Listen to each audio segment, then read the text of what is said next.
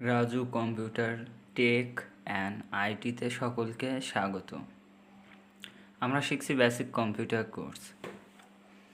এখানে আমাদের computer on করার পরে যে স্ক্রিনটা আমরা দেখতে পাচ্ছি এটার বলা হয় ডেস্কটপ, আর এই ডেস্কটপের উপরে এগুলোকে বলা হয় আইকন।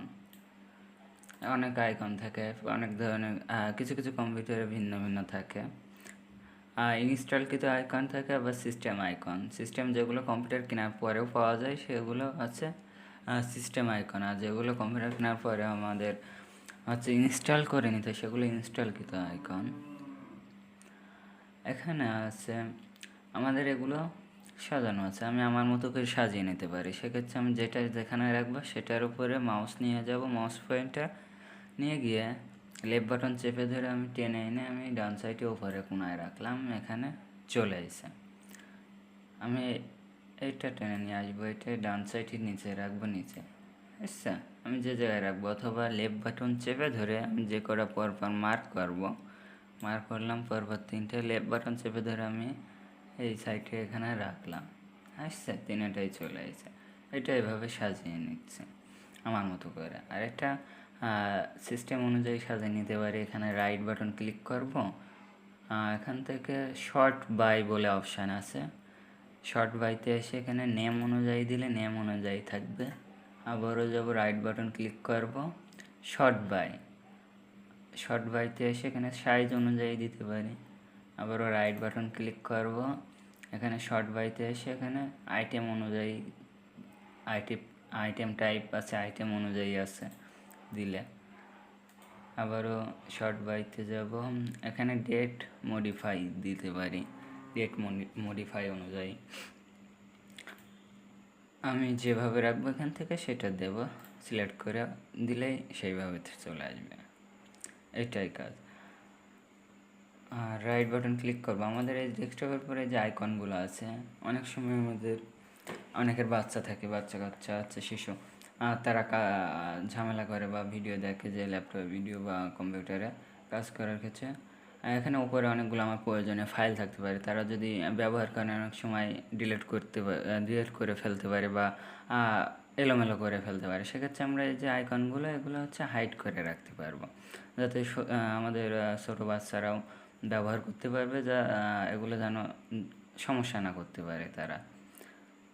রাইট বাটন ক্লিক করব, এখান থেকে ভিউতে আসব, ভিউতে এসে এখান থেকে শো ডেস্কটপ আইকন এখানে আছে। এর আগে যদি টিকমার্ক থাকে তাহলে এটা ডেস্কটপে শো করছে আইকনগুলো, এখানে অলরেডি শো করছে। আমি এটা হাইড করে দেবো, সেক্ষেত্রে এই যে শোর উপরে ক্লিক করব, এটা হাইড হয়ে যাবে।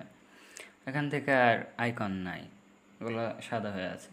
আবার আমরা ওই আইকনগুলো নিয়ে আসতে পারি। রাইট বাটন ক্লিক করব, ভিউতে আসবো, এখান থেকে শো ডেস্কটপ আইকনের উপর ক্লিক করলে আবারও চলে আসে।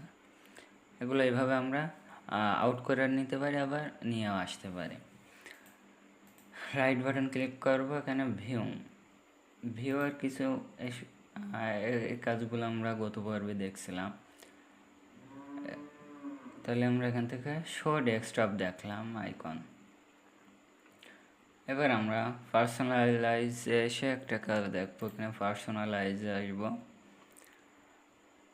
গত পর্বে আমরা দেখছিলাম ব্যাকগ্রাউন্ড কালার লকের কিছু কাজ দেখছিলাম।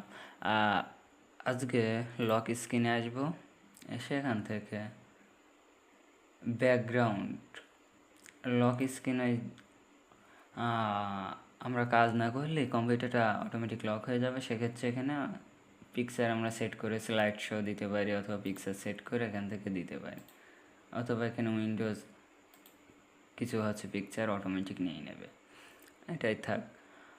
আমরা মূলত এখানে দেখব এখন স্ক্রিন সেভার সেটিংসে এসে আমরা লেফট বাটন ক্লিক করব, এখান থেকে স্ক্রিন সেভার আছে, নানে আছে, আমরা এখানে ক্লিক করব। 3D টেক্সট বলে অপশান আছে, 3D টেক্সটে ক্লিক করব। ক্লিক করলে এখানে যে শো করছে লেখা, আমরা কম্পিউটারে অনেক সময় কাজ করতে করতে কিছু সময় অফ দিই, যে কাজ করি না বা কম্পিউটারে কোনো কাজই করি না। সেক্ষেত্রে যখন কম্পিউটারে কাজ করা হবে না, তখন স্ক্রিনে যে লেখাটা আমি দেবো সেটা চলে আসবে। আমরা সেটিংসে আসবো, সেটিংসে এসে এখান থেকে সেটিংসে লেফট বাটন ক্লিক করব। এখানে আমরা যে কাস্টম টেক্সট বলে আছে এখানে আমরা লিখে দিতে পারি। এখানে রাজু লেখা আছে, আমি এখানে রাজু কম্পিউটার দেব, COMPUTER, computer, tech, Raju computer tech দিলাম। আর এখান থেকে চুজ ফন্ট, আমরা ফন্টটা কেমন দেবো, এখান থেকে বিভিন্ন ধরনের ফন্ট আছে, জড়ানো আছে, বাঁকা আছে, বিভিন্ন স্টাইলের আছে, এখান থেকে আমরা চেঞ্জ করে নিতে পারি। এখান থেকে পাল্টাবো, নিচে আসবো, লেফট বাটনে এই নিচের এটাই লেফট বাটন ক্লিক করলে নিচে আসবে, অথবা এটা ধরে লেফট বাটন চেপে ধরে টেনে নিয়ে আসলে নিচে আসবে বা উপরে নিয়ে যেতে পারবো। এটা যেমন এখান থেকে জড়ানো হাত লেখা আছে বিভিন্ন, এইটা দেব, এটাই ক্লিক করলাম, করে এখান থেকে বিভিন্ন ইফেক্ট এখান থেকে দিয়ে দিতে পারি। এগুলা স্বাভাবিক, বোল্ড, মোটা, এখান থেকে বোল্ড দিয়ে দিতে পারি। ওকে দেব, ওকে দিলে এই ফন্টটাই আসবে। তারপর এখান থেকে রেজুলেশনটা কেমন দেব, সেটা হাই দেব কি লো দেব কি মিডিয়াম, আমার মিডিয়ামে আছে। যদি বাড়ানো কমানোর ইচ্ছা থাকে বাড়ানো কমানো করে নেওয়া যাবে। আর এখানে ফন্ট সাইজটা কেমন আসবে, অক্ষরে যে আমরা এখানে রাজু কম্পিউটার টেক লিখলাম এর সাইজটা কেমন আসবে সেটা আমরা এখান থেকে দিয়ে দিতে পারি। স্মল দিলে নিচে স্মল আসবে, বা এখানে বড় দিতে পারি, এখানে বড় দিলাম। আর এখানে রোটেশন স্পিড, যে লেখাটা এখানে আছে এই লেখাটা ঘুরবে, সে ঘোরার স্পিডটা আমরা কেমন দেব, স্লো কি ফাস্ট, কতটুকু ফাস্ট এখান থেকে দেব সেটা দিতে পারি, অথবা স্লো দিয়ে দিতে পারি, বা মিডিয়ামে এখানে রাখতে পারি। আর এখানে এই অপশানগুলো আমরা স্বাভাবিকভাবে দেখব, বেসিক্যালি যেগুলো দেখার প্রয়োজন। এখান থেকে আমরা ওকে দেব, ওকে দিলে দেওয়ার পরে আমাদের এখানে প্রিভিউ বলে অপশান আছে, এখানে আমরা দেখে নিতে পারি যে কেমন আসবে। এখানে যে প্রিভিউতে দিলাম, এই যে এইভাবে আমাদের স্ক্রিনে শো করবে লেখাটা। আমরা মাউসটা নাড়ালে এটা আবার পেজে চলে আসবে, কাজ না করলে অটোমেটিক এমন হয়ে আসবে। কম্পিউটার যদি কাজ না করে আবার যদি মাউস নাড়ে বা কাজ শুরু করে সেক্ষেত্রে আবার ওইটা আউট হয়ে যাবে। আর এটা অটোমেটিক সেট করতে গেলে এখানে অ্যাপ্লাইতে ক্লিক করব, করে ওকে দিলে এটা সেট হয়ে যাবে। এখানে আমরা আরও কিছু অপশান দেখব। এখানে নিচে আসব, ব্ল্যাঙ্ক বলে অপশান আছে, এটা ব্ল্যাঙ্ক দিলে শুধু ব্ল্যাঙ্ক আসবে, কিছুই না, কালো একটা ব্যাকগ্রাউন্ড আসবে। প্রিভিউ দিলাম, যে মাউস নাড়ালাম আবার চলে আসছে। তারপরে নিচে আসব, বাবলস বলে অপশান আছে, বাবলস বলে অপশান এটা দেব, এটা দিলে বলের মতো গোল গোল বাবল আসবে স্ক্রিন নিচে থেকে। এখানে প্রিভিউ করে আমরা দেখে নিতে পারি যে কেমন আসবে। এই যে এখানে যে বাবল মতো আসছে গোল গোল, এখানে মাউস আবারও নাড়াবো, আবার ওটা প্রিভিউ আউট হয়ে যাবে। অনেকে অনেকভাবে সেট করে নিয়ে যায়, যার যেমন ইচ্ছা সে তেমনভাবে সেট করে নিতে পারবে। আবারও স্ক্রিন সেভারে আসবো, এখানে মাই অপশান, এখানে এই অপশানটা আছে, প্রিভিউ দিয়ে এটা দেখে নিতে পারি, এটা এইভাবে আসবে। আবার মাউস নাড়ালাম, এটা আউট হয়ে গেল। নিচে আসবো, ফটো বলে অপশান আছে, এখানে ফটো সেট করে দিতে পারি। ফটোয় আসবো, এসে এখান থেকে সেটিংসে আসবো, সেটিংসে এসে এখান থেকে ইউজ পিকচার ফ্রম ফাইল, এখান থেকে পিকচারগুলো নেব, ব্রাউজ করব কোন ফাইল থেকে নেব। এখানে যাব,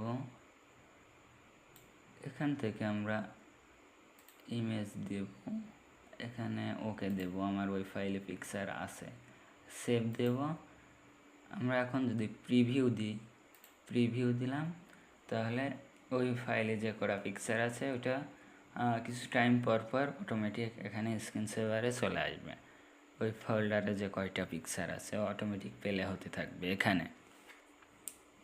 আবারও মাউস নাড়া দেব, এটা আমার প্রিভিউ আউট হয়ে যাবে।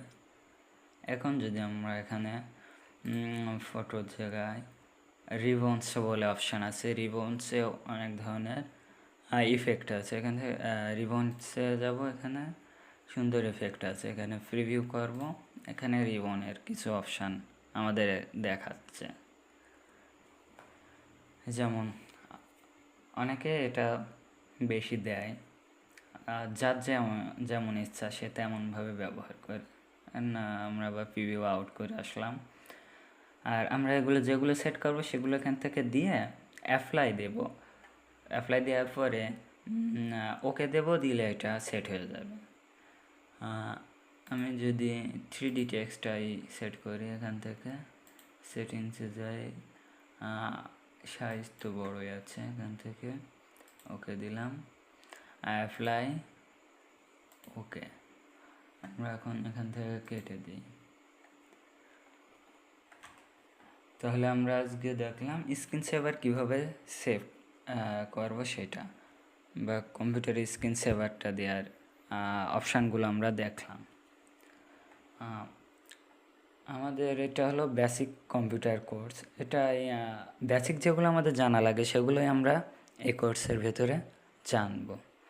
আর আজকের কোর্সটা এই পর্যন্ত কি, ধন্যবাদ।